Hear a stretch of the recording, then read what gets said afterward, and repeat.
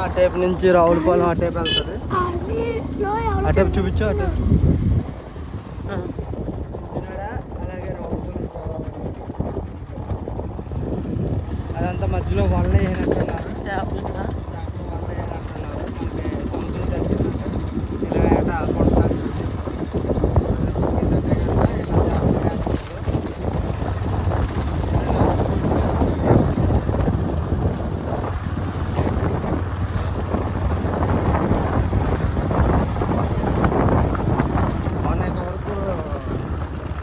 ఇంచుమించి ఇదంతా కొట్టుకుపోయింది.